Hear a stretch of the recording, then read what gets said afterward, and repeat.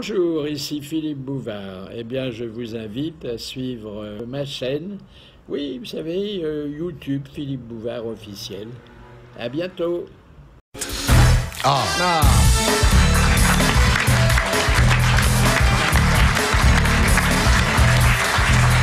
Bonjour et merci de nous rejoindre pour une session qui s'annonce exceptionnelle car notre invité d'honneur est sans doute l'académicien français le plus enjoué, le plus optimiste et pas le moins talentueux. Voici vos grosses têtes.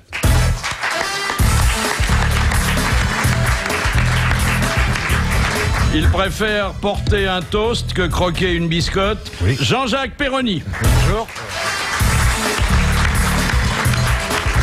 Entre extrême gauche et extrême droite, sa langue de vipère balance. Bernard Mabille.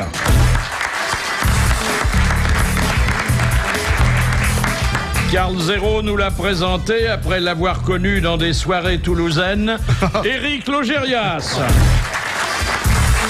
Bonjour. Il est un exemple vivant pour les directeurs de théâtre, pour les comédiens et pour ses amis. Jean-Claude Brialy.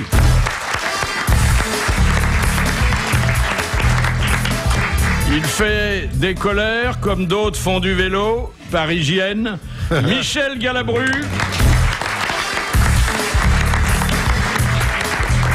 Et puis, notre invité d'honneur. Il doit une bonne part de sa joie de vivre persistante et communicative à des poètes qu'il a sélectionnés pour nous, Jean d'Ormesson.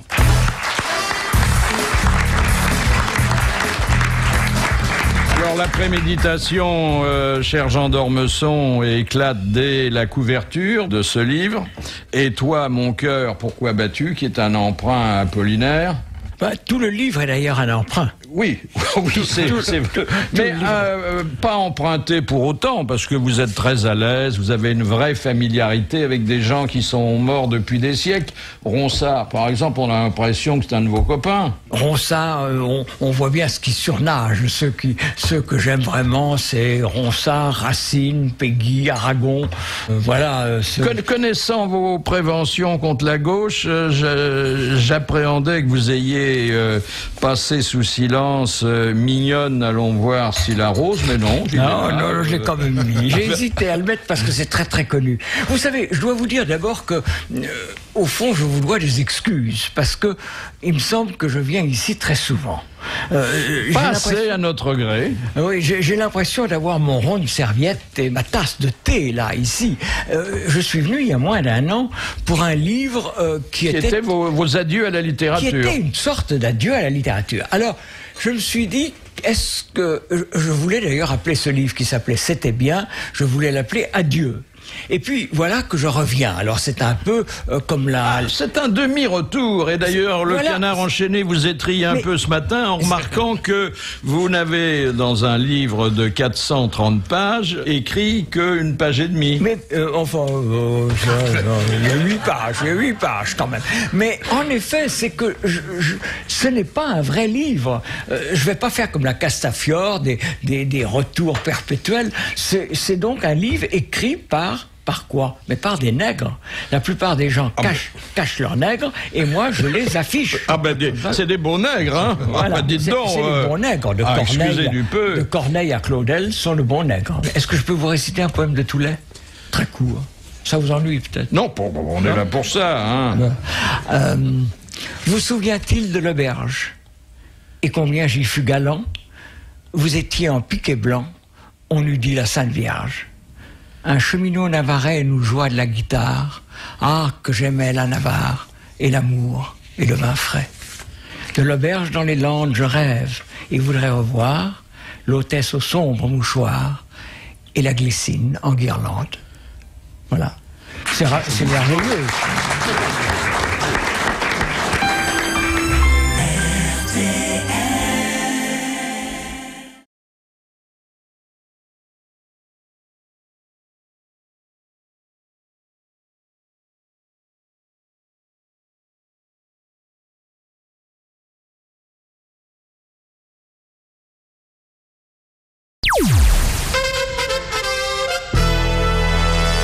Alors, avant de revenir à ce livre qui peut être d'ailleurs un livre de chevet, mais sans endormir personne, un peu d'actualité. Vous avez vu le pauvre prince Charles et la situation de la famille royale est résumée par le Canard enchaîné avec une expression qui est certainement un néologisme, mais destiné à entrer dans le langage courant.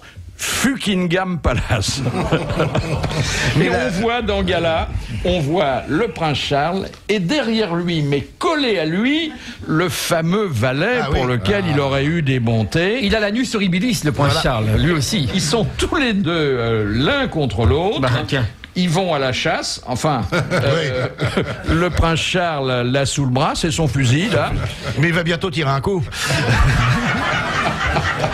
Et d'ailleurs, ce qui accrédite quand même la bisexualité du prince, c'est une photo qui a été prise il y a 3 jours avant qu'il revienne précipitamment des Indes et où on le voit avec des colliers autour du cou. Vraiment, là, ça renforce la rumeur. Oui, ça alimente la rumeur. Alors, je voudrais dire 2 choses là-dessus. Moi aussi, j'ai eu des colliers autour du cou. Et puis, personne n'en a tiré aucune conséquence, ni conclusion. Et la deuxième, c'est... Mais je vois pas ce qu'on lui reproche. Après tout le monde a le droit de faire surtout dans son pays. Oui, je vois pas ce qu'on lui reproche. Oh, ça, alors. Franchement, Cresson était visionnaire. Franchement, je vois pas ce qu'on lui reproche. Madame Thatcher avait parlé. Alors, ce qu'on peut lui reprocher, et à la Cour qui a réagi assez violemment, c'est de bafouer la liberté d'expression, puisque toute la presse étrangère qui se fait l'écho de cette affaire a été interdite de vente sur le territoire du Royaume-Uni. Vous savez pourquoi ? C'est parce qu'il n'y a pas de censure en Angleterre. C'est curieux comme conséquence.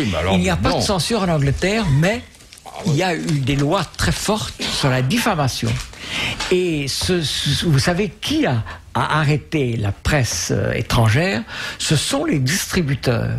Parce qu'on pouvait se retourner contre les distributeurs et les attaquer en diffamation. Voilà, c'est la clé. Mais la presse anglaise est quand même une des plus... Il y a des vrais torchons. L'histoire du ministre dont on avait soupçonné l'homosexualité et le fait de se travestir, qui avait été obligé de démissionner. L'affaire Profumo aussi. C'est quand même la presse la plus poubelle. Enfin, le papa, j'ai connu le papa, moi. Vous voulez dire le prince Philippe? Oui. Et alors? C'est tout, je dis, j'ai connu le papa, pas bibliquement, mais je l'ai connu dans des endroits... Et alors? C'est tout. Donc le papa était très, très libre, lui. C'est de père en fils, alors. Ça saute d'une génération. On devrait lui conseiller de venir en France, il serait très tranquille, là. Bien sûr. Bien sûr. C'est bien en France, quand même, on laisse les gens tranquilles. On lui gardera un char pour la Gay Pride, s'il veut. Voilà. C'est l'obsession, c'est ce qui mène le monde, c'est ce qui tue le monde. Donc c'est terrible le sexe, hein. Les femmes, c'est les femmes. Ça dépend desquelles. C'est vraiment la preuve de l'existence de Dieu, car imaginez une espèce de truc pointu qui rentre dans une espèce de trou, c'est extraordinaire comme idée. Le type qui a eu cette idée, d'abord il est fautif, car il a empoisonné le monde. On pouvait très bien faire des enfants d'une autre façon. Il y a des animaux qui montrent qu'on peut faire ça d'une façon très correcte. Eh bien, justement, je voulais... ça m'amène à cette première citation envoyée par Monsieur Cellier de Rodez, qui a dit « La procréation serait obtenue de façon plus honorable si elle pouvait se dispenser des relations sexuelles. » Voilà, exactement. Ah, voilà. Exactement. Qui a dit ça? Michel Galabru. Non. De façon un peu plus imagée. Jean-Paul II? Mort. Il est mort. Ça lui apprendra. C'était un ecclésiastique éminent, mais il n'est jamais devenu pape. Danielou. Et qui n'aimait pas les dames. Enfin, il n'aimait pas les dames. Il les avait aimées dans la première partie de sa vie et après il Le père de Foucault. Pique-pendre. Non. Le prince Charles. Non. Qui est un des chefs de l'église anglicane, donc un ecclésiastique. Saint-Machin, Oui. Saint Thomas d'Aquin. Non. Saint-Augustin. Saint-Augustin. Exactement. Changez à Péroni et vous descendrez à la bonne station. C'est lui d'ailleurs, je crois, qui avait appelé le cloaque le sexe de la femme, hein? Ah oui, Ce qui n'était pas gentil. C'est pas gentil. Non, mais il c'est veut peut-être vrai. dire, il veut être un claque peut-être, il est allé au claque, tout simplement. Mais vous déplorez alors que le sexe mène le monde comme ça, hein? Ah ben parce que c'est effrayant. Surtout tous les- depuis que vous courez moins derrière le vôtre. Oh, c'est mesquin comme... Oh, que c'est petit. Ah bon, ben c'est ce que je disais. Et vous, Jean-Claude? Non, ça se bah tasse non. aussi. Oui, ça se tasse aussi. Ah, ça se tasse en vieillissant? Mais moi, j'ai eu de l'alternance et voilà, je suis très content. Mais le sexe, vous lui devez aussi des bons moments. Ah, bien sûr, non, non, mais surtout quand on est amoureux, parce que c'est le sexe pour le sexe, Oui, c'est ça. tristouné. Il est plus fin que ça, il est poétique, il y a un peu de poésie un peu dans l'amour. romantique, oui. Des bons moments, il y a une définition de l'amour par Proust qui est dans mon livre, qui n'est pas gay, c'est j'appelle ici amour une torture réciproque. Vous voyez, C'est magnifique ça. Hein? C'est C'est beau. vrai que quand on est amoureux, On comprend qu'il est fini tout seul dans sa chambre du boulevard Haussmann avec Céleste, hein? Oui. Venant de Proust, Vous c'est connaissez- étonnant que ce soit pas gay. Il y avait un dessin formidable, je me rappelle, dans le New Yorker. Il y avait des dessins merveilleux dans le New Yorker. Je ne sais pas si ça continue encore. Je crois que c'était dans le New Yorker. On voyait deux groupes de femmes et au milieu, il y avait un arabe qui passait et un des groupes de femmes disait « Il nous trompe avec un autre harem ». Ah oui.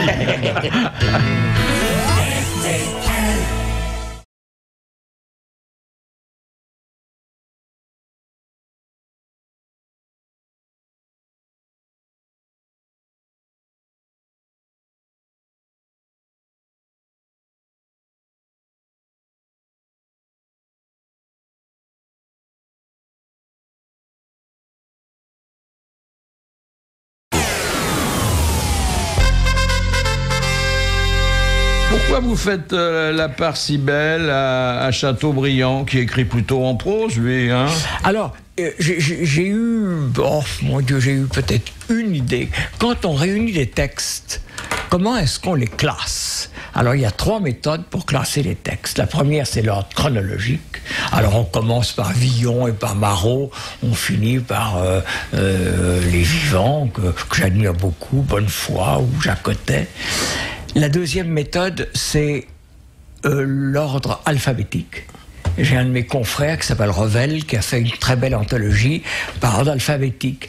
Mais c'est pas beaucoup plus intéressant que l'ordre chronologique. La troisième méthode, c'est un peu scolaire et universitaire, c'est par thème. Et j'ai inventé une 4e méthode. Au fond, je raconte ma vie et la vie du lecteur à travers ses poèmes. Voilà ce que c'est. C'est une autobiographie déguisée à travers les poèmes. Bon, Et- vous ne le cachez pas d'ailleurs que ces poèmes sont ceux qui continuent à hanter votre mémoire. Absolument. On vérifiera d'ailleurs En si principe, vous j'ai- vous avancez pas trop. En principe, je sais par cœur. En principe. En principe. Et alors, Mais alors, dites en plus, pourquoi- j'ai ajouté des textes en prose. Oui, oui. Alors, il y a des textes en prose qui me paraissent aussi beaux que des poèmes. Et naturellement, en premier lieu, Chateaubriand, qui est un copain à moi depuis longtemps. n'est-ce pas il y a des textes de Chateaubriand, d'ailleurs, extraordinaires. Il y a un texte de Chateaubriand qui aurait pu être signé par Karl Marx. Je ne sais pas si vous l'avez repéré. Oui, oui. Qui est un texte d'extrême gauche pour cet homme d'extrême droite. Il y a 4 vers de Ronsard qui sont d'une actualité assez stupéfiante. Aimons donc bel et beau. Baisons tout à notre aise, puisque plus on ne baise, par-delà le tombeau. Hein? C'est un bon programme, non? Hein? Ah oui, ah oui. Ça devrait marcher comme ça, oui. Mais alors, pourquoi avoir oublié 2 poèmes dont moi, personnellement, je n'arrive pas à me défaire depuis des années, Les Stances de Malherbe et Les Jeans de Victor Hugo? Alors, les jeans de Victor Hugo, c'est... Les jeans n'entraient pas vraiment... Les jeans, c'est... Ils sont un peu délavés. Je croyais qu'ils étaient de Lévi-Strauss, moi. C'est une très bonne formule. Les jeans de Hugo, c'est un peu délavé. C'est une acrobatie. Bon, alors... Ah oui, mais attendez. bon, c'est une bonne... Oh, il y a beaucoup Pas de mal. textes qui ne figurent pas. Prophète, si ta main me sauve de ces impurs démons des soirs, j'irai prosterner mon front chauve devant tes sacrés encensoirs. Oui, c'est beau, oui, c'est beau. Bon, c'est je pas ne mal. sais pas par cœur celui-là, puisqu'il n'est pas dans mon Bah non, livre. n'est-ce pas évidemment. Ce qui est dans mon livre, je le sais par cœur. Ce que je sais par cœur est dans mon livre. Et Les Stances de Malherbe? Et les stances de Malherbe, alors, j'ai écarté, et Rose, elle a vécu ce que vivent les roses, l'espace d'un instant, Oui. parce que c'est peut-être un peu trop connu. Ah, mais je pense, et comme ils n'ont plus de sceptre, ils n'ont plus de flatteur. C'est magnifique. C'est magnifique, ça. C'est magnifique, mais ça n'entrait pas, ça n'entrait pas exactement Si vous me dans faites mon plaisir, dessin. comme il y aura une réédition, remettez-en une petite bricole. Hein. Pour Philippe Bouvard. Bah, si vous aimez les dessins, il y en a pas mal aujourd'hui qui sont assez gais. D'abord dans Charlie Hebdo, un Français sur 4 prend des tranquillisants. Alors vous dites qu'est-ce que font les autres? Eh ben on les voit les autres. Il y en a un qui est au bistrot, un autre qui se drogue et le 4e qui regarde la télé. Et puis vous avez un dessin à propos des intermittents du spectacle.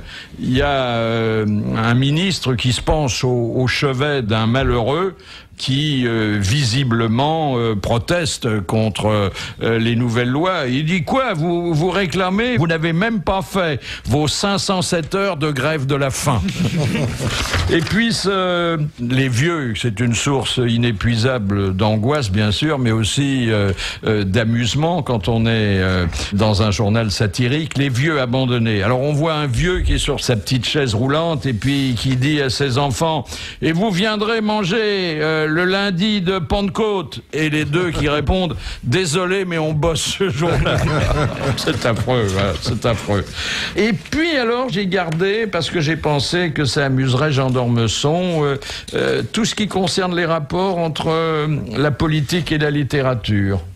Par exemple, Rien m'amuse. Le dernier livre de Fabius. Ça commence par une balade. Oui, voilà, c'est joli. C'est pas une balade très poétique, mais enfin c'est joli quand même.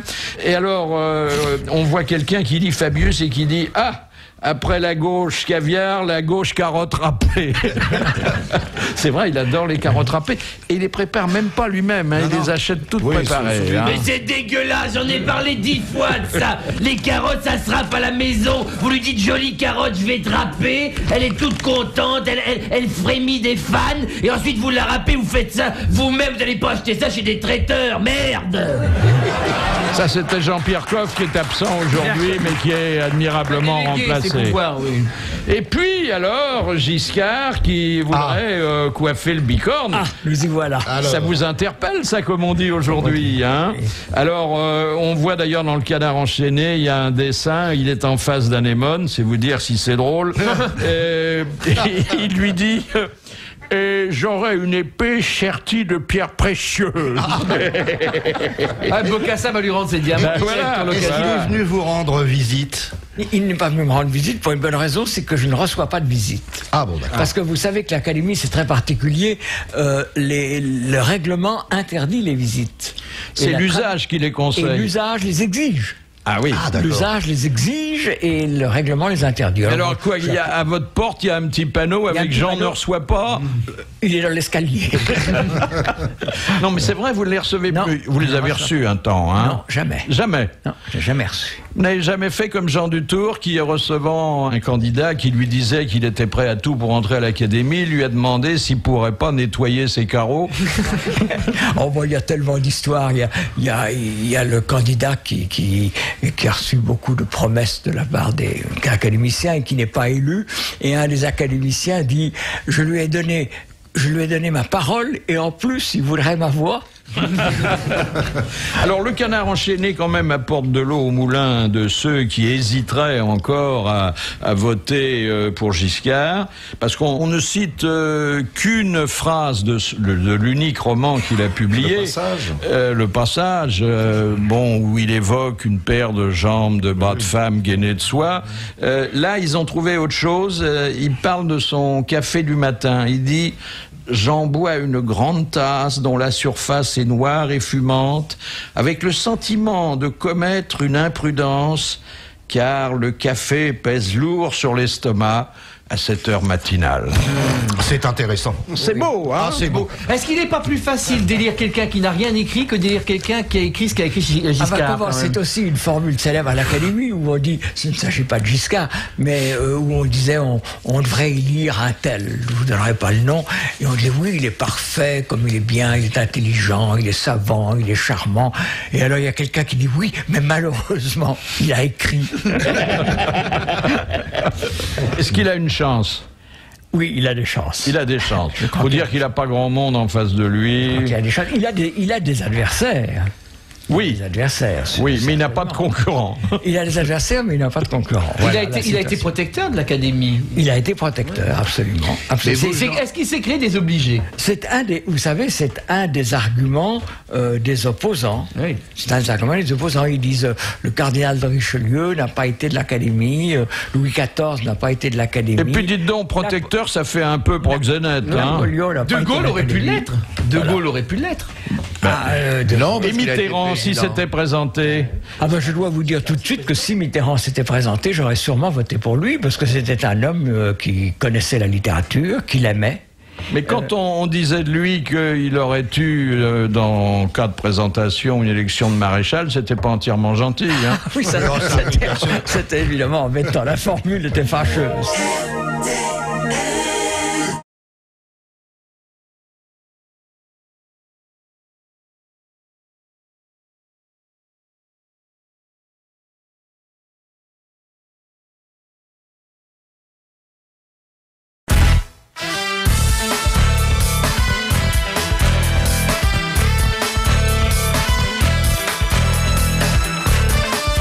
Les grosses têtes de Philippe Bouvard cet après-midi sur RTL avec Jean-Jacques Perroni, Bernard Mabille, Éric Logérias, Jean-Claude Brialy, Michel Galabru et l'invité d'honneur Jean d'Ormesson de l'Académie française.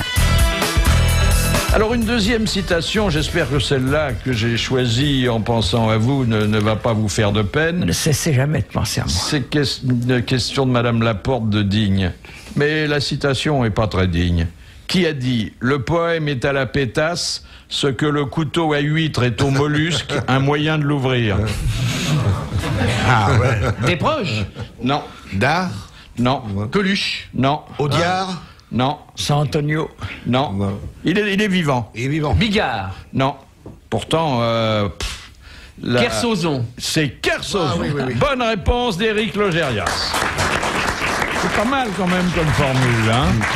Bon, naturellement, elle serait venue chez vous. Ah, vous avez vu que on utilise un ordinateur pour éclairer tous les mystères qui entourent l'œuvre de Shakespeare. Parce qu'on ne sait pas s'il a existé, on ne sait pas s'il a eu des nègres ou pas. On a fait la même chose avec Molière. Avec Molière. Oui, et Corneille. Corneille. Vous savez qu'il y a une longue tradition qui prétend que au moins les grandes œuvres de Molière, Don Juan, les Tartuffes, sont de Corneille. Et alors on s'est servi d'un ordinateur. Et vous y croyez, vous ? Pierre-Louis, qui est un merveilleux écrivain, il croyait dur comme fer. J'en suis pas sûr, non. Mais enfin, c'est amusant. Mais là, par exemple, on va savoir s'il a tout écrit lui-même ou parce que on a mis dans l'ordinateur absolument toutes ces phrases, tous ces mots. Mais enfin, comme ce sont des Américains qui font ça. Oui, alors là. Oui, là, non. Vous connaissez la formule, d'ailleurs, je ne sais plus qui disait Shakespeare n'a jamais existé. Ses œuvres ont été écrites par quelqu'un qui se disait appeler Shakespeare. Alors ça, c'est une découverte scientifique. Les harengs conversent entre eux. Oui, les harengs, pas ceux qu'on rencontre à Pigalle. Non. Les vrais harengs. Oui, j'ai vu ça, oui. Les merlans aussi sont bavards. Hein. Je vais plus chez le coiffeur. Hein. Et les faisans. Les harengs bavardent entre eux à l'aide de flatulences qui expriment leur normal, le hareng sort. C'est étonnant quand même, hein. Ah oui, c'est étonnant. Alors je connais des harengs qui flatulent. Oui, qui flatulent. Et alors ça m'a donné envie, Jean d'Ormesson, de vous faire entendre une improvisation très flatulente, mais je sais que c'est un sujet que vous ne fuyez pas, et c'est naturellement au crédit de Jean-Pierre Coff qu'il faut l'inscrire. Mais il y a toujours ce mauvais réflexe des gens qui osent pas péter. Mais il n'y a pas de honte à ça. Pas du tout. Et figurez-vous que j'étais dans un hôtel à Nancy, dimanche soir. Je rentrais d'une journée de travail, très joli ascenseur en bois, très élégant, et j'allais au 4e. J'étais seul, je rentre dans l'ascenseur, et là, je me lâche. Mais c'est d'une façon J'avais presque honte, et pourtant, je suis pas boudeur, hein, en fin du truc. Et là, vous l'avez bien senti. Je les envoie, des perles qui arrivaient les unes derrière les autres, et ça sentait, c'était insupportable d'odeur. Moi-même, qui suis pourtant très friand de ma propre odeur, là, j'étais presque gêné. 2e étage, arrêt brutal. Quelqu'un rentre. La dame dit bonjour monsieur Coff. Je ne savais plus où me fourrer. Ça sentait tellement mauvais que je ne pouvais pas assumer. Voilà, c'est un drame qu'il a vécu, là. Hein. Mais alors, dites donc, s'il est à Rampette, on doit pouvoir les repérer pour aller à la pêche. Il doit y avoir des bulles dans l'eau. Quand on voit un banc de bulles, il y a des harengs qui communiquent. C'est vrai. Ah oui, c'est intéressant. Une conférence. Mais c'est vrai que les odeurs des contemporains sont parfois gênantes. Hein. Vous expérimentez ça dans les transports en commun, mais vous les prenez peu. Au théâtre, c'est terrible. Moi, une fois, il m'est arrivé de jouer sur scène, et il y a quelqu'un qui a pété dans la salle, et c'est remonté jusque sur scène. Ah oui, c'est terrible. Mais ça prouve une bonne communication entre la salle et la scène. Oui, l'air chaud monte, vous me direz, mais bon, c'est terrible quand même. Vous, Jean-Claude, vous souffrez parfois de ces odeurs physiologiques? Parce que non, franchement, je fais pas tellement attention, à moins que ce soit insupportable. Non, je trouve ça naturel. Ah bah ça, pour être naturel, ça l'est. Hein. Donc, mais enfin, si l'homme a inventé les parfums, c'est parce qu'ils sont mauvais. Hein. Bien sûr. Oui, bien entendu. Oui. Ah oui. Oui, il paraît, on dit ça il n'y a pas longtemps, j'essaye de me cultiver, que l'homme pèterait beaucoup plus que la femme. Les statistiques l'attestent. Mais c'est-à-dire une curiosité, d'ailleurs c'est heureux parce que la femme c'est quelque chose de poétique et c'est quand même embêtant de sortir avec une beauté qui à un moment donné ça défrise quoi. Mais la femme se gratte beaucoup moins que l'homme aussi. Ça y est, nous voilà partis, alors là.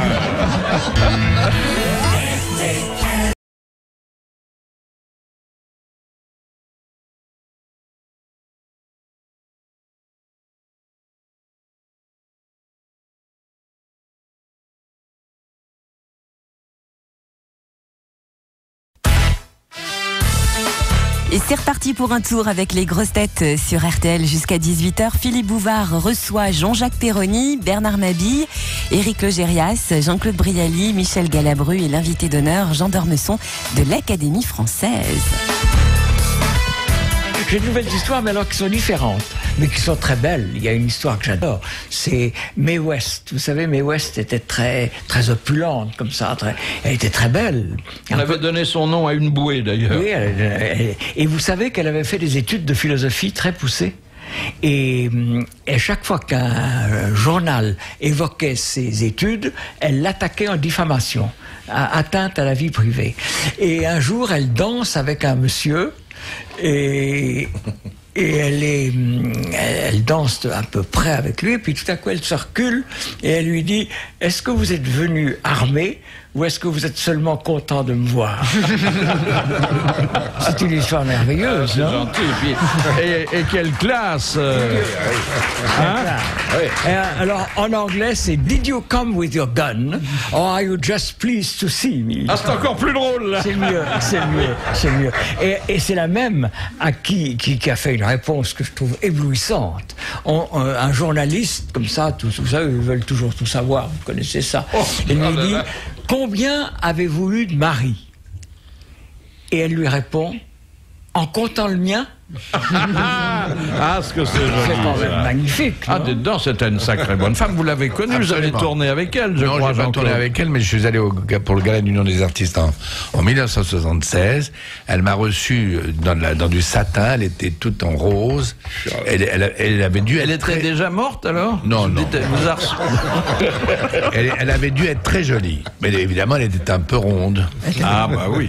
Et très intelligente. On voyait qu'elle était très... Enfin, ça a été un symbole. Elle était très intelligente. Oui. Ouais, très intelligent. Très Ouais. Ça a été un symbole sexuel de son époque. Voyons. Mais il y a des mots comme ça merveilleux. Je sais pas si est-ce que je vous ai raconté déjà le mot de Madame de Morny. Vous savez, le duc de Morny, là, le demi-frère de Napoléon III, qui était ministre de Napoléon III, et il avait épousé une Russe qui était une Trubetskoy, je crois, qui était très très belle, et il avait des tas d'aventures, avec des tas de... Également masculine, dit-on, puisqu'on l'appelait la duchesse. Ah oui, d'ailleurs, ils ont eu une fille qui était tout à fait... qu'on appelait Oncle Max. La fille de Morny, on l'appelait Oncle Max. Et Madame de Morny avait cette formule que je trouve merveilleuse. Elle disait « Mon mari m'a tellement trompé que je ne suis même pas sûre que mes enfants soient de moi. » Il y avait aussi le type qui était tellement cocu que pour faire l'amour avec sa femme, il était obligé de se déguiser en voisin. Alors, revenons au poète, on s'en est un peu écarté, encore que, dans Beaux endormis, ça commence bien. Pendant qu'il sommeillait, Ruth, une Moabite, il cherche la rime. Oui, et d'ailleurs, il l'a pas trouvé dans l'avant-dernière strophe. Vous vous souvenez ? Gérimadette. Alors, il cherche une rime qui aille avec se demandait, je crois, et Ruth se demandait, immobile, ouvrant l'œil à moitié sous ses voiles, et il a inventé une ville. Une ville qui n'existe pas. Gérimadette. Et qui veut bien dire, j'ai enfin une rime pour ce mot-là. Et Ruth se demandait, immobile, ouvrant l'œil à moitié sous ses voiles, quel dieu, quel moissonneur de l'éternel été avait en s'en allant négligemment jeté cette faucille d'or dans le champ des étoiles. Ah, dites donc. Oh là. Vous aimez beaucoup Verlaine, c'est normal, parce que bon, c'est vrai qu'on peut tout apprendre et tout retenir de Verlaine. J'arrive tout couvert encore de rosée, que le vent du matin vient glacer à mon front. Souffrez que ma fatigue à vos pieds reposés, rêve des chers instants qui la délaceront. Sur votre genou sein, laissez rouler ma tête, toute sonore encore de vos derniers baisers, laissez-la s'apaiser de la bonne tempête, et que je dorme un peu, puisque vous reposez.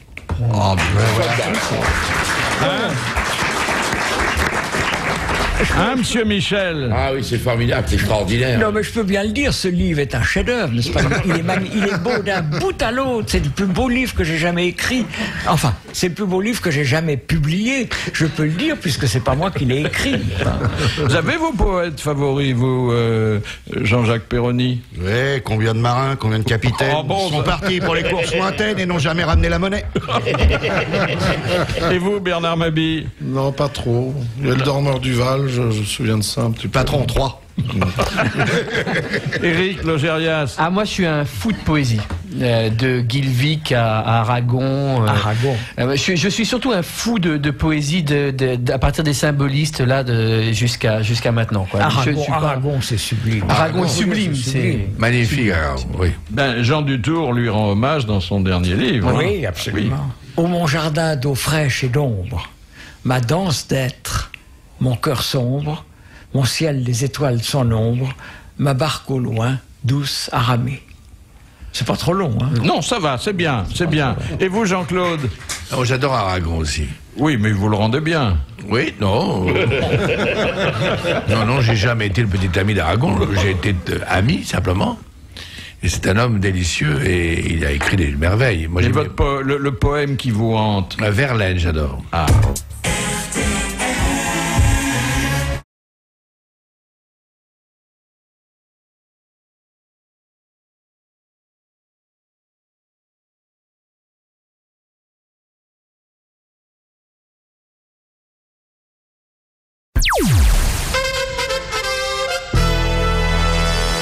Vous savez, j'ai fait entrer à l'Académie, puisqu'on parlait de l'Académie tout à l'heure, j'ai fait entrer à l'Académie Margot Yourcenar, et j'aurais beaucoup voulu faire entrer Aragon.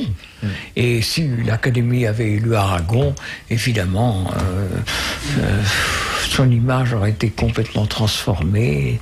Et je Il le souhaitait? Écoutez, je suis à peu près sûr qu'il aurait accepté. Il m'a dit un jour, je vais vous dire un secret, je suis snob. m'a dit Aragon. C'est quand même merveilleux. Alors, vous vous rendez compte si on avait pu... Et pourquoi Charles Trenet n'est jamais entré à l'Académie? Pardon? Charles Trenet n'est jamais entré à l'Académie. Oui, Charles Trenet aurait pu entrer. Oh, mais alors là, Jean d'Ormesson est l'auteur de certains canulars. C'est vous qui aviez proposé Maurice Chevalier aussi, non? Ah non. Parce que... Attendez, non, ça c'était un peu avant moi. Ça c'était méchant. C'est quand même un peu avant moi, oui. Maurice Chevalier. Mais Trenet... Non, le seul canular que j'ai fait, c'est quand Yourcenar a été élu dans les drames, parce que l'Académie, au fond, était très hostile à l'élection de Marguerite Yourcenar. Et alors, il y a des journalistes qui m'ont dit, mais alors, qu'est-ce qui a changé? Et j'ai dit, maintenant, il y a 2 cabinets. Sur l'un, il y a écrit Messieurs, et sur l'autre, Marguerite Yourcenar.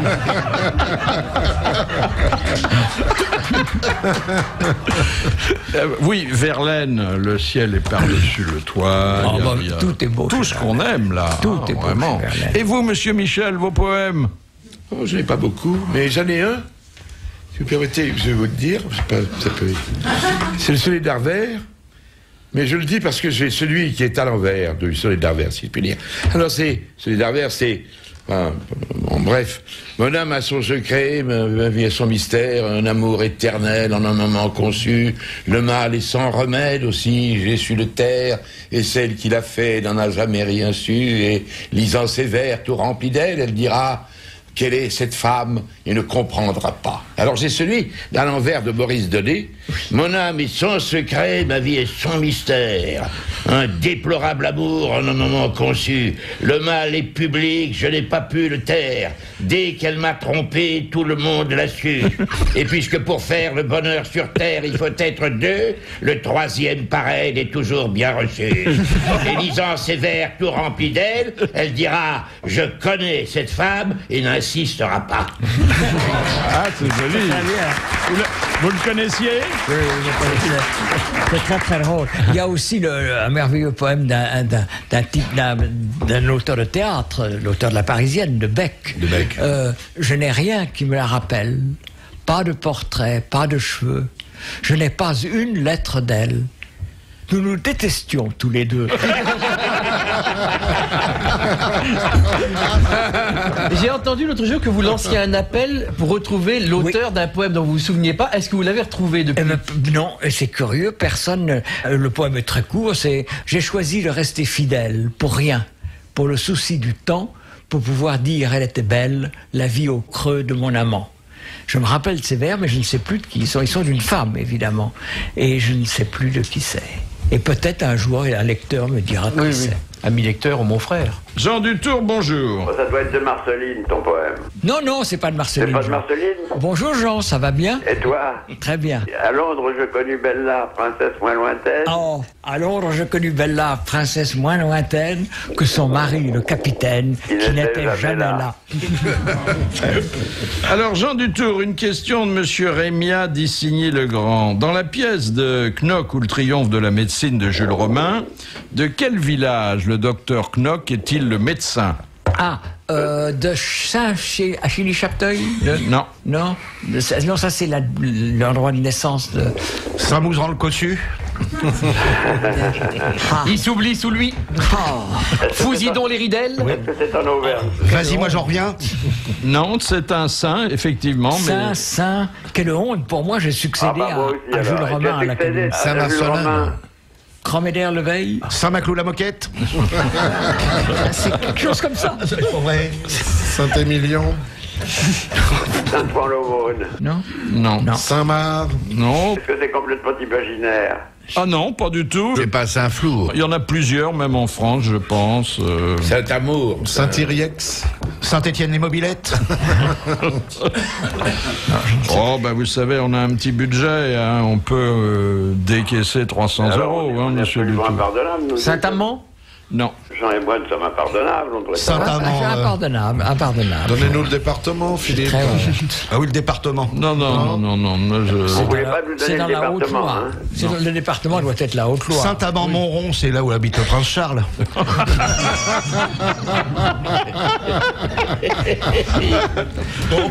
Saint-Amand-Montrond, c'est le centre de la France. Oui, je crois. Ouais. Enfin, un des centres. Avec Védin.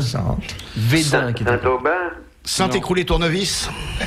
Je cherche. Saint-Glinglin. Bon, monsieur Dutour, on va pas se fâcher pour ça. Oh là là. En fait, le docteur Knock est le médecin de Saint-Maurice. Oh là là. Voilà. Mais c'est vrai que c'est un détail dans l'œuvre de Jules Romain. Ah, mais quand même. Je vous pose la deuxième quand même. Bon, je sais pas, alors là, on commence à être un peu dégoûté. Hein. Alors, monsieur Borel de Murol vous demande quel est le poète qui parle ainsi du pot de chambre. Je me remplis quand on se vide, car c'est fort rarement qu'on se passe de moi. Je renferme en mon sein le dur et le liquide. Je sers aux riches, aux pauvres, aux ducs et même aux rois. Musset. Copé? Non. C'est romantique, ça. Si l'on peut dire. Lamartine. Hugo? Eh ben oui, c'est le père Hugo. Quand on ne sait pas, c'est toujours Hugo. Mais oui. Est-ce que vous connaissez la définition pour les mots croisés en 8 lettres, je crois? Vide les baignoires et remplit les lavabos. Elle est de Tristan Bernard. Elle est de Tristan Bernard. C'est entracte. Vous avez trouvé une jolie définition de Scipion. Il fait du vieux avec du neuf. Et qu'est-ce que c'est? Nonagénaire. Oh, ah, c'est joli. Ah, Elle fait joli, du non? vieux avec du neuf. Ah, c'est joli, ça. Et petit anarchiste en 5 lettres. Petit anarchiste tchécoslovaque. C'est amour. Parce que l'amour est enfant de bohème qui n'a jamais connu de loi. Bravo. Bon, ben, monsieur Dutour, je vous dis pas bravo, mais au revoir, hein, parce qu'il faut pas être hypocrite, hein, vous nous avez coûté... Oh, écoutez, vous m'embêtez si c'était pour m'insulter, hein, 300 €, vous n'avez répondu à aucune question, mais je suis pas découragé, parce que vous avez derrière vous un long passé culturel et de beaux lendemains. Un jour, vous m'avez dit que j'avais répondu à 15 000 questions, j'ai bien le droit de me reposer un peu, non? C'est vrai, hein, c'est vrai. Depuis la fondation des grosses têtes. Merci et à demain. Au revoir. Au revoir.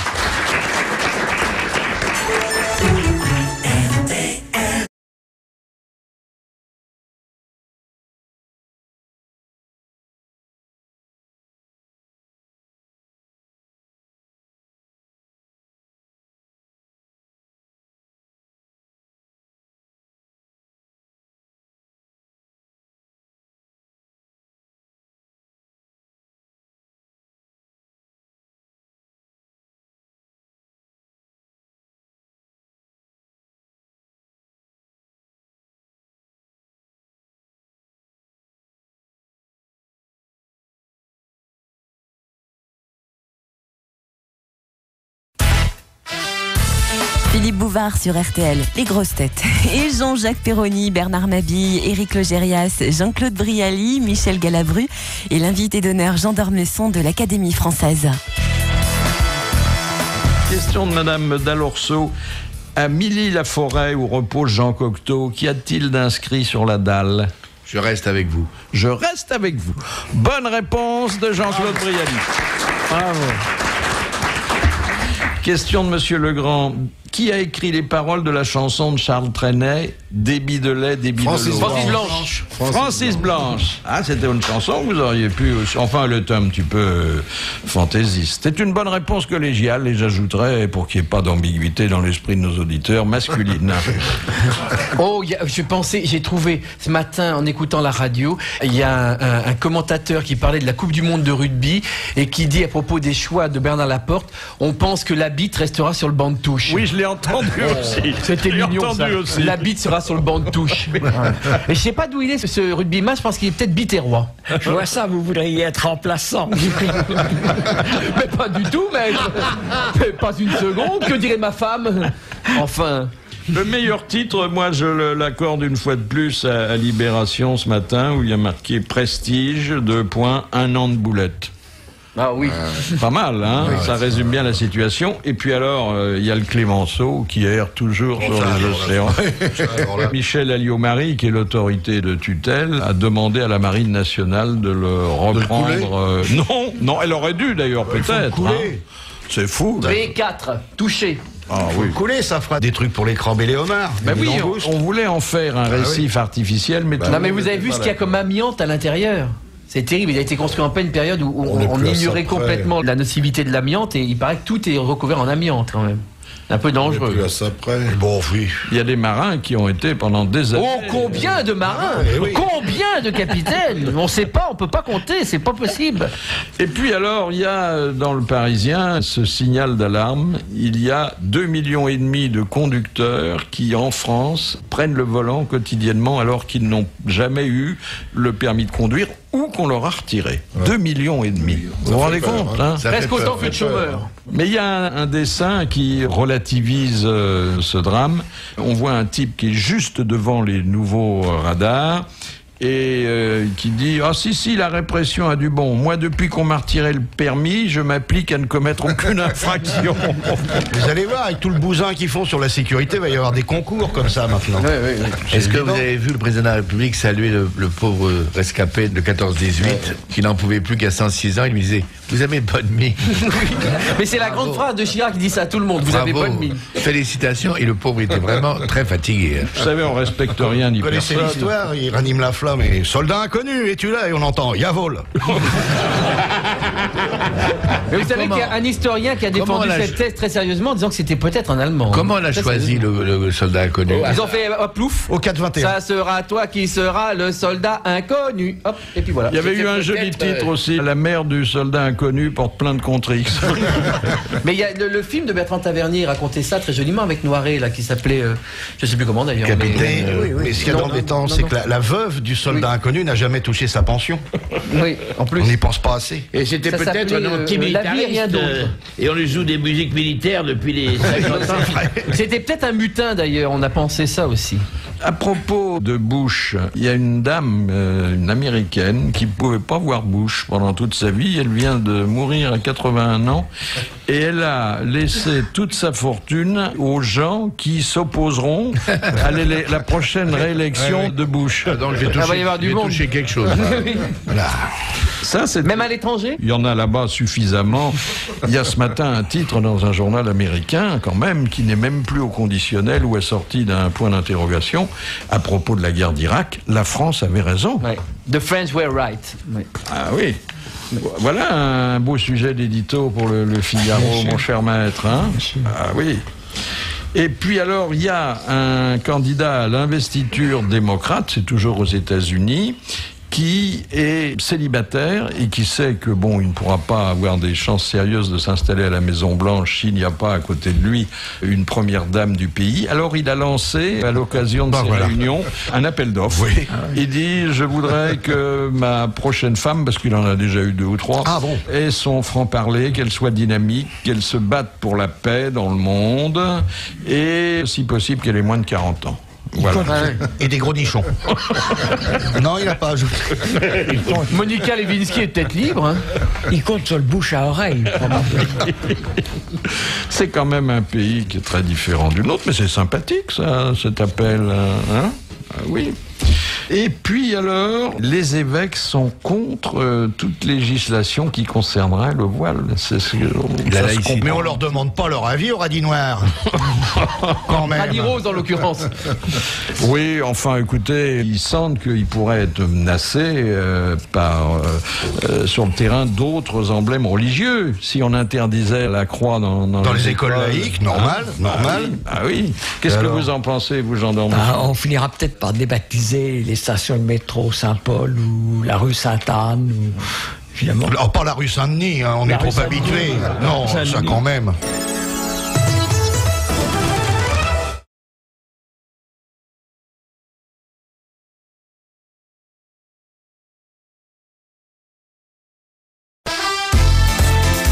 Philippe Bouvard, Jean-Jacques Perroni, Bernard Mabille, Éric Logérias, Jean-Claude Brialy, Michel Galabru et l'invité d'honneur des grosses têtes, Jean Dormesson.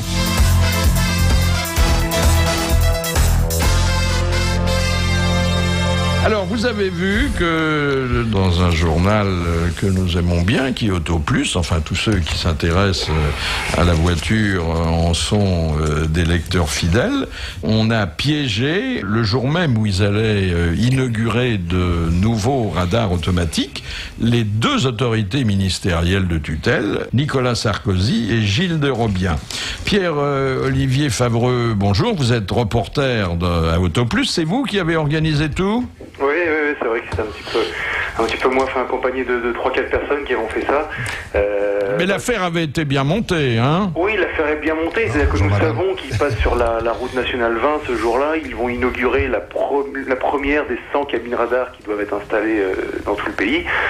Nous nous postons simplement sur un pont avec oui, parce radar. que si vous les suiviez, vous seriez vous aussi en contravention. Oui, c'est pour ça que nous restons sur un pont bien sagement à l'arrêt, nous les attendons. J'allais dire au chaud, mais pas vraiment parce qu'il faisait très froid ce jour-là. Nous attendons qu'ils passent et nous relevons simplement la vitesse. Nous étions sur une portion limitée à 70. Il passera effectivement à 98 et 103 km/h. Faut savoir que pour un citoyen lambda, aujourd'hui, qui plus est avec la tolérance zéro, c'est 2 à 3 points de retrait de permis et près de 130 € d'amende. Ils s'en fichent, c'est pas eux qui conduisent, ils ont des chauffeurs. Oui, ils ont des chauffeurs. En même temps, c'est extrêmement dommage si le ministre de l'Intérieur et le ministre des Transports n'arrivent pas, ni même sur leurs chauffeurs, à influer, à inculquer les principes de sécurité. Mais ils ont des motards qui ouvrent la route ce jour-là. Alors justement, l'argument avancé par le cabinet du ministre de l'Intérieur est de dire le déplacement était organisé, sécurisé, puisque des motards ouvraient la route, ce qui n'est pas d'ailleurs le lot commun de l'automobiliste lambda. Je crois que ça change rien, il faut très vite éluder ce problème de l'escorte. L'escorte, en fait, le code de la route est très clair là-dessus. Un véhicule peut devenir prioritaire à partir du moment où il est dans un contexte d'intervention d'urgence, police, pompiers, SAMU, et éventuellement une intersection, on peut le laisser passer. Mais ce qui ne donne aucun droit en termes de vitesse. Certainement, le convoi, il est sécurisé, mais ce que je veux dire, c'est qu'ensuite, vous prenez un pilote de Formule 1 qui a l'habitude de rouler à 300 sur un circuit, donc lui aussi, vous l'autorisez toute l'année à rouler à 150 et pas à 130, et puis tel type qui a telle formation, vous lui donnez le droit de rouler à une vitesse différente, on n'en finit plus à ce moment-là. Vous avez vu qu'à Cardiff, 4 pilotes du championnat du monde des rallyes ont écopé d'une suspension de permis parce qu'ils avaient commis des excès de vitesse? Tout à fait, et ces hommes-là conduisent à un niveau de conduite qui est bien supérieur à celui de tout le monde. Et pour autant... Et ce ne sont pas des circuits en plus, ce sont des routes, mais enfin, des routes qui sont quand même interdites pendant les épreuves, non? Non, mais c'est certain. Mais ce que je veux dire, c'est qu'en termes de pilotage, ce sont des gens qui sont au sommet, c'est la crème des pilotes, et pour autant, l'autoroute, comme pour les autres, c'est... Est-ce qu'un jour, il y aura des contrôles sur les circuits de Formule 1? Ça risque de poser de sacrés problèmes. Ça va faire sauter, les radars vont souffrir, là. Hein. Et vous avez vu, alors ça, c'est le dernier point sur lequel je voulais vous interroger, que Alési, qui était vraiment le champion de la prudence automobile, a vu son permis retiré et que c'est sa mère qui l'a raccompagné finalement. J'avais pas vu ça, C'est pas vrai. Mais ça lui évitera de prendre quelques gravillons dans ses paquets. C'est pas grave, ce qui serait terrible, c'est si la mère le remplaçait sur les circuits. Oui. Ça, ce serait catastrophique. Ah oui, on voit la maman d'Alési, là. Mais il paraît qu'il y a eu un retour de bâton. J'ai entendu dire qu'il y avait un journaliste d'Autoplus qui avait été arrêté en infraction aussi récemment. Oui, on a appris ça aussi hier soir, donc on a essayé un petit peu de s'informer. Ça ressemble à un coup assez bien monté par le ministre de l'Intérieur, en tout cas de la part de son cabinet. Il y a bien effectivement quelqu'un de chez nous qui a été contrôlé en léger excès de vitesse il y a 3 semaines. Et qui a demandé une intervention. Qui a demandé une intervention, comme plein de gens auraient pu le faire, à un ami gendarme à la retraite.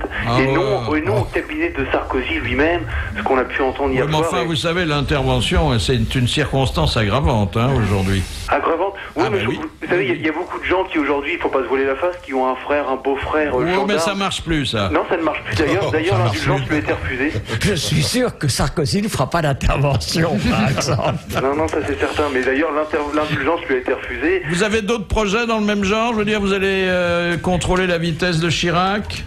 Mais écoutez, la vitesse de Chirac, on l'a déjà contrôlée par le passé. Il se trouve que quand lui se déplace, ça fait pas un bruit.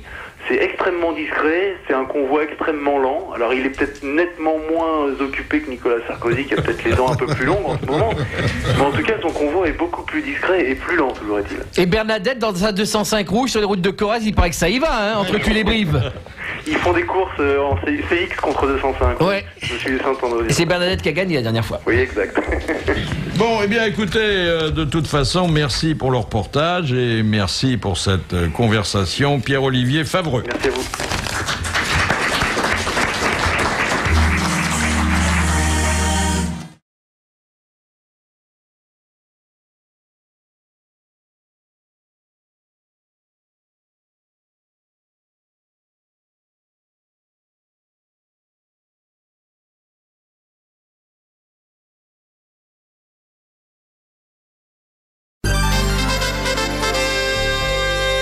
Alors, des petites nouvelles comme on pouvait les lire ce matin dans Charlie Hebdo. D'abord, les activités politiques de part et d'autre de l'échiquier.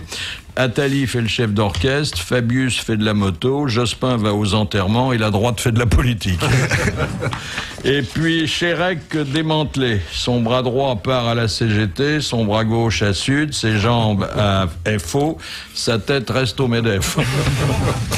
Et pourquoi appelle-t-on les bateaux qui ont 2 coques des multicoques ? Parce qu'appeler les bateaux de course des bicoques, ça faisait con. Et puis, ce dessin de Sharp sur la délocalisation, ça se passe au marché. Il y a une dame qui est devant un étal et qui dit aux commerçants, elles sont bien rouges, vos tomates. Et il dit, c'est que nous les faisons peindre en Chine. Et puis, Cabu a fait une recherche sur la physionomie de Bayrou. Il fait évoluer, selon différentes mimiques, le visage si expressif du Béarnais. Et puis, à la fin, il a l'idée de lui mettre une moustache et des grosses lunettes, et c'est Jacques Médecin. C'est marrant. Oui, c'est très très étonnant. Hein. J'ai vu un écho vous concernant, un écho people comme on dit, vous savez, Jean d'Ormesson. Pour rendre hommage à sa famille monarchiste, Jean d'Ormesson s'est offert du papier toilette orné de fleurs de lys. C'est vrai ? Attendez, répétez-moi ça. Pour rendre hommage, enfin ironiquement bien sûr, à sa famille monarchiste, Jean d'Ormesson s'est offert du papier toilette orné de fleurs de lys. Mais c'était une histoire de torchue. Où avez-vous trouvé ça? Dans Gala. Quelquefois, il y a des papiers toilettes, sans insister bien sûr sur l'ustensile. Vous avez quand même des papiers qui sont révélateurs, des gens qui ont des dollars dans leurs toilettes. Vous n'avez pas ça, vous, Jean-Claude? Ah non. Non? Vous avez du Cardin, sûrement? Non, pas du tout. Qu'est-ce que vous utilisez? Je sais pas, je sais pas. Les sages font ça dans la position du lotus, en général. Non, j'aime bien le blanc, par contre. Le papier blanc. J'aime pas les papiers de couleur. Oui, il aime bien voir ce qu'il a fait. Voilà. Je veux pas que ça soit brouillé, l'histoire. Et vous, monsieur Michel? Oh, je fais pas attention, mais évidemment, à la mesure de mon ascension budgétaire, c'est-à-dire amélioration de mes finances, je suis parti, bien entendu, comme beaucoup, du papier journal. Qui laisse parfois des traces. Qui laisse des imprimeries sur votre... et puis des papiers... hygiénique dit mais brut, un peu de grain un peu lourd, jusqu'à l'extrême finesse du papier extrêmement doux du riche individu. C'est Coluche qui racontait qu'à ses débuts et dans le même état budgétaire que vous, il utilisait du papier journal. Et qu'un jour, alors qu'il sortait des toilettes, sa femme lui avait dit « Tu avais vu ce que tu as sur les fesses ?» Et il y avait un titre qui s'était imprimé en décalcomanie, il y avait marqué « Encore 2 victimes du gaz à Pantin ». Je crois qu'il y avait un abbé qui lisait l'évangile quand il était sur le trône. Et alors son supérieur l'appelle et lui dit, je ne sais pas si c'est convenable de lire des textes sacrés dans cet endroit. Et l'abbé répond, ce que je fais est pour le diable et ce que je lis est pour Dieu. Pourquoi, demande Madame Pleine de Grâce, Lindbergh avait-il baptisé son avion Spirit of Saint-Louis? Parce que sa femme était de Saint-Louis? Non. À cause d'un morceau de jazz? Non. Et il n'était pas passé non plus par l'hôpital. Il n'était pas malade. De là. À cause d'une œuvre anglo-saxonne? Non. C'est le titre de quelque chose? C'est une référence personnelle. Parce qu'il arrivait en France et il pensait au roi Saint-Louis? Non. Il était né en Louisiane, non? Non. Est-ce que ça a un rapport avec Saint-Louis, la ville? ça fait référence à une de ses particularités personnelles que d'ailleurs peu de gens connaissaient et qui, d'après votre réaction actuelle, n'est pas plus publique aujourd'hui. C'est pas la peine d'être désagréable non plus, hein, pour il ça. a eu la révélation de Dieu à Saint-Louis. Non. Il a ramassé une chaude pisse à Saint-Louis, d'où le nom de l'hôpital après, peut-être. Non. Il a fait des études dans une université qui s'appelait Saint-Louis. Non, non. L'avion a été construit à Saint-Louis? Non, pas du tout. Ça n'a aucun rapport avec l'avion, mais encore une fois, dans son cursus, et peut-être que, bon, il en était fier, même si ça figurait pas sur son curriculum vitae. Il descendait de Saint-Louis. Non, il descendait pas de Saint-Louis. Il a fait sa communion à Saint-Louis. Non, non, non, mais... Il était scout à Saint-Louis. Il faut oublier Saint-Louis en tant que roi de France, encore qu'il n'ait pas été choisi au hasard non plus. Il rendait la justice sous un chêne? T'as un rapport, non? Il volait comme un gland. Il y a un Saint-Louis au Canada? Non. Il y a un Saint-Louis aux États-Unis, Saint-Louis. Oui, ben non. Eh ben, ça n'a aucun rapport. Aucun rapport, monsieur Michel. Il exagère. C'était tout à fait par hasard qu'il l'avait appelé comme ça. Il aurait pu l'appeler Spirit of Marcel, ça aurait été pareil. Eh bien, c'est parce que, et Madame pleine de grâce va être remplie d'argent, c'était le long de la loge maçonnique à laquelle il appartenait. Il était maçon. Voilà. Ah, bien.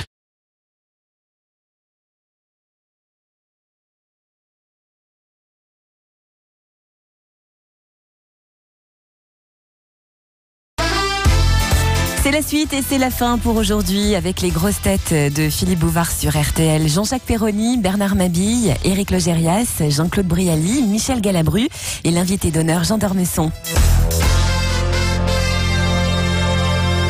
Qui, demande Madame Cassagne de Paimpol, avait proposé d'orner la tour Eiffel de 2 bras mobiles afin qu'elle puisse saluer les touristes en visite? C'est Alain, non?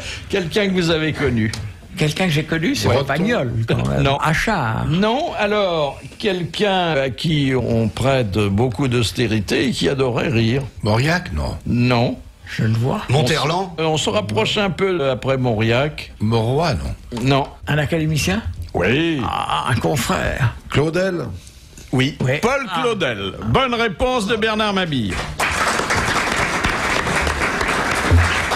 C'était Claudel qui disait « La tolérance, il y a des maisons pour ça. » Vous citez des anonymes, cher Jean d'Ormesson. Quand on vous voit, on vous aime. Quand on vous aime, où vous voit-on? C'est joli, ça. Oui, de temps en temps, c'est attribué au XVIIIe siècle. Ah bon, c'est pas entendu au bistrot? Non, c'est pas entendu au bistrot, non. Oui. Et puis alors, Sioran, jamais plus de 2 lignes, mais qui laisse à penser. J'ai connu toutes les formes de déchéance, y compris le succès. C'est merveilleux. Wow, c'est beau, ça. Et puis, la fameuse phrase de Céline que nous citons de temps en temps ici. L'amour. L'amour, c'est l'infini ou l'absolu, je ne sais plus. L'infini. Mis à la mis à la portée des caniches. C'est une horreur, hein. Et alors, il y a une page de citations de Hugo, qui sont des citations un peu comiques. Tout le monde connaît ces choses-là sont rudes. Il faut, pour les comprendre, avoir fait des études. Et puis, il y a aussi... Dans Chose Vue, les cultivatrices, là, vous vous souvenez pas? Il passe le long d'un champ et il dit des cultivatrices penchées sur la culture, on ne voyait que les 3 premières lettres. C'est très Hugo, ça. Ah oui, c'est un vieux cochon, hein. Et alors il y a une citation, je ne sais pas si c'est de lui ou si c'est un pastiche. Il dormait quelquefois à l'ombre de sa lance, rejet, mais peu. Une question de Madame Royer. Autrefois, comment les moines qui n'avaient pas d'horloge ou de montre décomptaient-ils le temps? Avec les heures des messes. Pas tout à fait. Il y avait un boulier? Non. Un boulier, oui. Un sablier? Non. Avec les lentilles, non? Avec un frère chronomètre qui faisait 1, 2, 3, 4, 5. Tic-tac, tic-tac. Avec les cloches? Non. Non. Le soleil? Et ça leur servait notamment quand ils faisaient certains plats, quand... Le soleil en disant un navet ou un pater. Exactement, Oui. car 120 paters correspondaient à 1 heure. Voilà. Et donc, pour faire un œuf à la coque... Il faut 4 paters. 120 paters, ça fait un drôle de vestiaire. Hein. Il faisait un canard au navet. Une bonne réponse d'Éric Logérias. Question de Madame Maury. Qu'appelait-on sous Louis-Philippe les tuyaux de modestie? Les tuyaux de modestie. Les préservatifs? Non. Ah, les cordons avec lesquels on appelait les domestiques, non? Enfin, les cornets. Et non. C'est sur le corps humain. Ça se mettait sur une certaine partie du corps humain, mais bon, ça ne faisait pas partie du corps humain. C'était pour les hommes ou pour les femmes? Pour les femmes. Les bas? Les bas avarices? Non. Les gants pour cacher les bijoux? Non. Quand elles étaient indisposées? Non, ne cherchons pas. Les corsets? Hein? Les corsets? Non. Les tuyaux de modestie. Les chaussures? Les talons? Non. C'est sur la tête? Non. Alouette? Le soutien-gorge? Les faux culs, non. Non. Le soutien-gorge? Non. Non. De modestie. Les tuyaux. Un chapeau? Le mot tuyau doit quand même vous mettre un peu sur la voie. Le mot tuyau. Quand on voit les chapeaux ils avaient des rouleaux pour cacher les cheveux, non? Les bigoudis? Non, c'est plus bas. C'est plus bas. Vous savez qu'ici, c'est souvent au-dessous de la ceinture, monsieur Brialy. Les bancs Les bourrelets? Les bancs antivarices? Les bourrelets? Non. Les suppositoires? Mais, ça fait pas partie de l'habillement, hein. Elle n'était vêtue Pour que d'un cacher- suppositoire, ça Pour peut être cacher joli. la culotte, c'était des... Pour cacher la culotte, il y avait une espèce de... Les crinolines? L'armure? Là, c'était L'armature. pour le ventre, pour le Il y a sexe. des tuyaux pour tenir des vêtements là, tout autour de... Les petites chaussettes? Enfin, Des jarretières? Représentez-vous, en faisant appel à vos souvenirs de jeunesse, les sous-vêtements féminins de l'époque. Ben oui, c'est ce que je vous dis. il y avait des Bah, les jupons, culottes des tuyaux, longues, quoi. la culotte longue avec qui était resserrée au genou, là, avec des petits volants. Alors, c'était effectivement, non pas une culotte, mais Un pantalon? un pantalon. Un pantalon de lingerie fine, Voilà, bah oui. amidonné. Voilà. On l'école dure. Et amidonné non Avec pas par quoi? le, Par quoi, par le oui. monsieur, mais oui, par ça, la dame. toujours, voilà. Fendu sur le haut. Bonne réponse de Bernard Mabille.